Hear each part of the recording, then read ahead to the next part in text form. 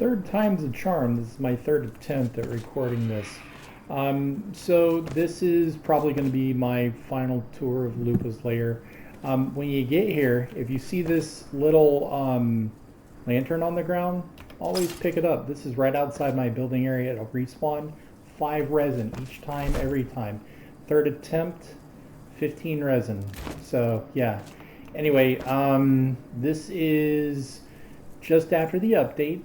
The update dropped some new building materials, so I included them. One of my favorite things was these metal spiky iron gate type thing. So the construction of this, like default, there are several different like horizontal layers. Like this base is out 3 bricks, you know, the next one is up 2 bricks. So I chose that as the starting point to put on all this reinforced iron gating. Goes around, I think, about 60% or so of my exterior, maybe a little less, but definitely on the front. Also, I did not make friends with the rake, but I definitely used it a lot, trying to figure out how to get everything. This is as good as I'm willing to do. Nice a hole. But I just gave up. It accomplished what I needed it to. But yeah, this is the iron fencing or iron spiky shenanigans around the entire front of my fort, up both levels where it applies. I think I really hope they do base invasions for like not player base invasions, but yeah. They first have to get funneled through my iron wall, and my guard houses and everything, they can get up there and just kind of snipe them. Yeah. Anyway, so on to the main building. I added like view holes, like you can still shoot through these and whatnot through the iron wall here, and I found out that it was my fault the iron door wasn't working. I was off by 1 brick, so I just redid the entire opening. And then you've got this kind of gate area. So the iron fencing is finite size, and instead of making multiple extra, I just put this iron barring to kind of hide the spaces. But yeah, it worked out really well. I still need to figure out what to do with this. So we're going to go ahead and start with a tour of the wall. Now, the first 2 times I went right to left, and I fell both times. So this time we're going to try this way. But yeah, the guard houses, yay lag. I crashed at the end of the last one, so I really hope I don't do that this time. But yeah, the guard houses, this is about how high it was according to the bricks. So yeah, I rebuilt both of them. Using Enshrouded wood on the top, just as I mentioned last time. It's my favorite wood, plus it like goes together well, it doesn't have weird edges. Made this kind of like a little resting area for the guards. I re-envisioned this as like a military installation, so I've built it accordingly. Nice little sentry area up here, about as high as the regular guard towers. This is like for the agricultural area accessibility. I didn't think it needed a door. I think just having it open is fine. And yeah, this again, my agricultural area. I didn't point this out, but I like the gazebo style roofing, so I just put shroud wood single pillars over and over again till it worked. But yeah, I really like the way it looks. Let's see. And yeah, this wall is all solid limestone, all the way through. I went through and just redid all of it. Farmed a ton of limestone blocks, not just limestone, but limestone blocks. Anyway, so that is the wall. Now I guess we'll go into some of the crafts people. This is like a nice little sitting room as well, just for, or sitting area for the guards. So in here I've got my carpenter. I envision him as like the boozy kind of fun uncle, because he, like, if you look at his hand, he probably had a fireworks mishap.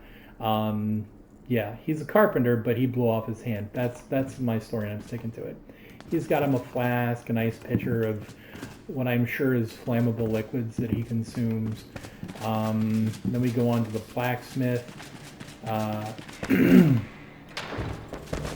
He's got his area. It's nice, simple. I wanted to leave as much of the original clutter as I could, like these crates, these barrels. Same thing with these barrels and these crates and these logs. I thought it would be cool to put him out here because the logs are here. I imagine him just going out, getting some. Yeah, it's fine.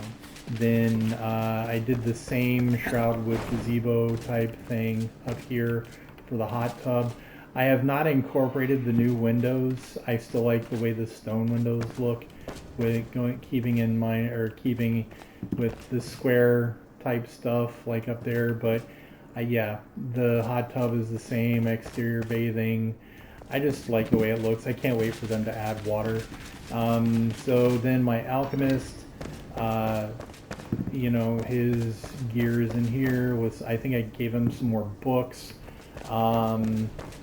But I added something up above here. This used to be like an open door, but when we start sharing bases, I imagine like low-level people would come in, and if they fall down there, it could do fall damage. It may kill them. I don't want them. I don't want that to happen.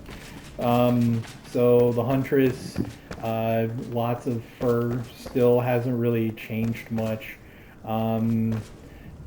I noticed a lot of people were getting a spinning wheel quest, so I just made another spinning wheel, and so yeah, there you go. Also made her a little globe on top of the fireplace. My farmer also hasn't changed much. I think I cleaned up a little bit in here. I'm probably going to be breaking in this oven just because I think it would be kind of a cool aesthetic. Maybe give her some more lighting, geez. But yeah, those are all the crafts people. I'm also in my mead room probably going to be just adding a metric ton more barrels. And like both the brass barrels and the wooden barrels. Just because I want there to be more mead. And again, this is where I keep all the honey. So yeah, that concludes the crafts people. Now I did say this is after the update, so I do have my new crafts person, but we're gonna save him for a little bit. The copper inlay from here, again, Seethrew's influence. I know I've cited him several times as an influence. I've actually got a list of people at the end, but in the main area, I mean, this is where I keep my shroud material. I'm not really sure what to do with this room. I'm probably just gonna add a bunch more books. In the main suite upstairs, again, I'm just gonna add more books here, but I added this nice kind of library-esque central research type deal. Now, the bookshelves would not look right if I put them back to back, and there were some clipping issues, so I just put more stone windows. I tried some of the bigger windows, some of the newer stuff, it just didn't look right. Again, the semi-private shower in the bathroom, the sink, the shelf, the raised tub. Now the books are easier to craft, and now I figured out how to put books on top. So fun fact, it's hard to stack books up on the top shelf unless you're standing on something. So I made myself a little platform and just went on both sides. Now that I know that, I'm going to probably not even need to make a platform. I can just probably stand up here and just stack the books up there. Yeah, some more reading material. I added a couple of chests to the master bed, and DeLindsay Gaming, Chiselchip, they talked about how you can modify like existing items with, or you can supplement them with like blocks. So I made a master bed because of that, or with that. And again, my tricked out staircase, my heads. I don't remember where I put my Cyclops head. There he is. Anyway, yeah, he likes to look at you. But yeah, the tricked out staircase, again, Seethrew's influence. I wanted to just find an excuse to put in metal places. My tricked out flame shrine, iron gating, copper, whatever at the top. Yeah, and so basically you zone in here. First thing you do is repair all your stuff. Then you go deposit your shroud materials. So now we will go through the most recent additions. Again, this is all original stuff. As much as I could. I accidentally destroyed a barrel, so I made some more. And the wagon is original, and that crate I just put in there because I could, and a couple more crates. I just really like the way it looks. So this is one of the, oh yeah, and again, more shroud wood gazebo thing. This is one of the new additions. If you'll remember, this was like a sitting area or dining area. I actually turned it into a bar. I don't remember who gave me this idea, but yeah. And I built all this before we had, before the patch, but now we can sit. Everybody can like sit facing each other and drink after their shift or whatever, and have a good time. So this is the drinking area, and then up here is the dining area. I think it was actually DeLindsay Gaming who showed that you could, whenever you have your construction hammer out and you have your build menu open, you get a white dot in the center. Well, whatever you're trying to anchor is centralized on that white dot. So if you just take a piece of brick out, you can sink whatever you want in that hole and then just put the brick back. That's what I did with some braziers. That's how I got this flame effect. But there have been so many people that I've been watching for building stuff. I can't remember everybody, but I wrote some notable people down. And I'm pretty sure that was DeLindsay Gaming that showed me how to do that. And this is the alchemist area. If you see, I'm getting flipped on the ladder. I just don't want noobs to fall. So I put these hidden doors. You can just open and close them. If they want to go down, they can. Now it's just safer for them to do so. And then I remember telling you guys, oh man, I've got some extra, wow, I thought I was going to crash again. I've got some extra beds. Well, I made this an actual barracks, keeping in mind with this being a military installation. Everybody's got their own bed, their own chest, and all these mats were hand farmed. So yeah, I made everything from scratch. And then finally, my newest kind of addition thing is this. This was also just a communal dining area. Instead, I turned it into a bathroom. You've got semi-private showers, you've got a semi-private bathtub, and you've got private toilets. I'm probably going to add some candles or something in here, just for lighting. But you can actually come in here and close the door and then sit. So yeah, everybody has their own private toilet. Actually, I think maybe a lantern over here will be a good idea. But yeah, I'm not going to do another video with that. So keep in mind, these are blue flowers. Blue is one of my favorite colors. It was one of my mother's favorite colors. I just thought you should keep in mind where this is in location to this door. This door is for the newest craftsperson, the mummy guy. So I used so this is one of the blocks. The floor, ceiling has ectoplasm blocks, and this is my mummy. So I did not know there was a bone throne. I actually just built this for him just because, and I don't have it unlocked. But so as you can see, it's not super obvious, but there are two hidden doors. So the first one, since he's a mummy, I'm thinking desert, pharaoh, Egyptian. Oh, also these are the white phosphorescent blocks. I like them because they give off light without being super bright like the blue ones are. But yeah, I built him two sarcophagi, and you can look in if you want, but man, it may drive you insane, so I would definitely be careful. So that's where he can go to recharge his batteries, whatnot. And he also said he knew the secret to keeping the flowers blue, so I made him my gardener.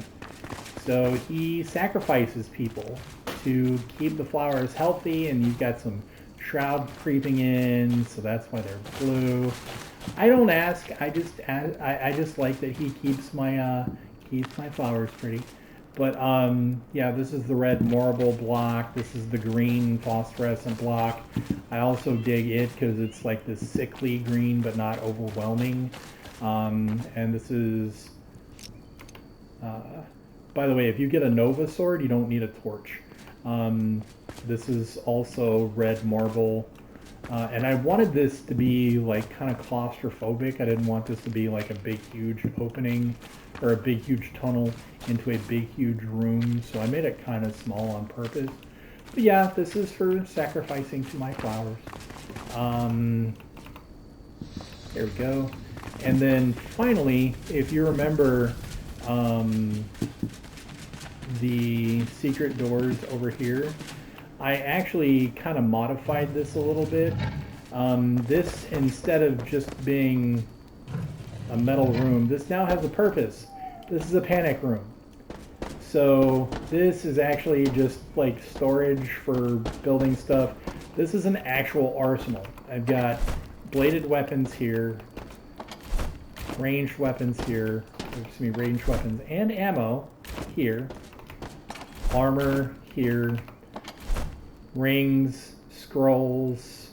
Oh, also I built higher end grappling hooks, gliders, and backpacks for people, just in case. But this is the AK-47. When you absolutely have to kill everyone in the room except no substitute. That is this box. This has the Shroud Weaver. I mean, obviously it's post-nerf, but it's the best I got. And then, you know, this has also been nerfed. Eternal Fireball is great. Eternal Acid, everybody is shitting on this. It's still really strong. I like it a lot. Helps me farm. Good stuff. Full wizard gear with options. And then 211 Shroud Meteors. Plus a scroll. Plus the Prayer of Flame scrolls. Fire Wisps. Man, this is when the invasions happen. If you get forced back into this room, I feel sorry for anyone who comes to that door. And oh, it's night, so I guess we can get a quick night view. There we go. So yeah, I still really dig the green shroud kind of mist type of stuff. But yeah, this is I'm really thankful for Dracuss Darkweave to, I guess that's how you pronounce it. He started rehabbing Glenwood's End, and that's actually what gave me my end game purpose with this game. I mean, I like the combat. I'm having lots of fun. I was able to solo all the last Hollow Halls dungeon, like the final one, the tier 4 one, by myself with no problem. And these are my skills. I went into wand for ranged. Just went really stat heavy. I've got 16 strength, 16 constitution, and I've got like 65 crit. So just about any time I hit, I don't always do a whole lot of damage, but I literally just peck them to death while taking 0 damage, and it's great. Or instantly healing any damage I do. So definitely, if you're having trouble with the mage type stuff, definitely give this build a shot. And again, don't forget, this is supposed to be multi-person content that you're going through solo. So don't let that discourage you. Let that encourage you, because you're there doing it by yourself, You're going to succeed. Anyway, so I made a list of people to thank for the influence. One is Dracuss Darkweave, again, for Glenwood's End. I saw him rehab that, and that kind of put me on this path. Chiselchip for a lot of his design ideas. It's always fun watching him build stuff. Seethrew, bro, building the Dwarven Mountain Hall, I can't even begin to describe how much creativity and passion, excuse me, something like that takes. And DeLindsay Gaming, thank you for always just posting all these fun, bite-sized little clips of information. It really has taken my building a lot further. Again, and building is what I'm going to do in this game. My next project is Raven's Keep. I've already got my flame shrine down. I've got almost all of it. It just, the exterior city gate doesn't fit, and I don't want to put 2 shrines down. And then after that, I'm going to redo Glenwood's End. So I'm not sure how long that's going to take. I don't really upload videos for any other reason than I just like this, and I like there to be documentation of my work. In case something crashes, everybody can see it. But this has probably been the best $30 I have ever spent on anything in my life. I've gotten like 210 hours worth of game time, maybe 220 by now, off of 30 bucks. So yeah, thanks for all the inspiration, everybody who inspired me, even the people that I can't remember. I just really appreciate all the Enshrouded content. When I'm not playing it, I'm watching it on YouTube. Like, I literally got Dragon's Dogma 2, and I stopped at the day I stopped playing it the day the patch came out, and I haven't been back. I'm having so much fun with this game, and Keen, keep it up, guys. I'm sad that you haven't fixed the honeycomb bug. I'm sad that I have to start Glenwood's End all over, but man, I've got so much other shit I'm focusing on and doing. But I am going back to Glenwood's End, and I will complete it. I just hope it's everything's fixed by then. I'm going to delete the honey trees immediately. Anyway, thank you very much for watching. Bye-bye.